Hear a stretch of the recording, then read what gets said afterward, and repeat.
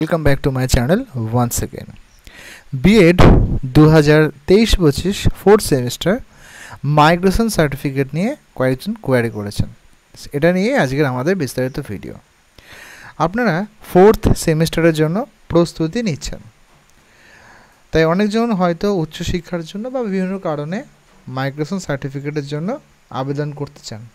তাদেরকে বলি, সময় নষ্ট না করে আমাদের ইউনিভার্সিটিতে ফোর্থ সেমিস্টার পরীক্ষার রেজাল্ট হাতে না পাওয়া পর্যন্ত আপনি কিন্তু মাইগ্রেশন সার্টিফিকেট অ্যাপ্লিকেশন করতে পারবেন না।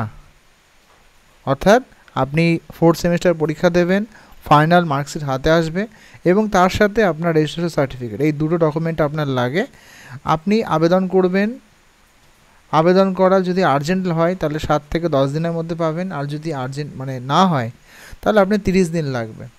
আর্জেন্টের ক্ষেত্রে 500 টাকা এবং এমনি নর্মালের ক্ষেত্রে আপনার 200 টাকা। কীভাবে আবেদন করবেন, ফর্ম আছে, সেটা আমাদের গ্রুপে, যেহেতু এখন প্রয়োজনে পরে বিস্তারিত ভিডিও চাইলে আমি বানিয়ে দেবো। সেখানে কীভাবে ফিজ করবেন না করবেন সব বিস্তারিত আছে। এবং আরেকটা ব্যাপার, ফর্ম কিন্তু আপনাকেই জমা করতে হবে ইউনিভার্সিটিতে গিয়ে, কলেজ থেকে সই করিয়ে, এবং আপনাকেই কিন্তু কালেক্ট করতে হবে, সেটাও সময় বা ডেট আপনাকে বলে দেওয়া হবে। তাহলে বোঝাই যাচ্ছে আপনাকে কিন্তু অবশ্যই ফোর্থ সেমিস্টার হওয়া পর্যন্ত অপেক্ষা করতে হবে। কী জন্য? এই মাইগ্রেশন সার্টিফিকেটের জন্য। ধন্যবাদ।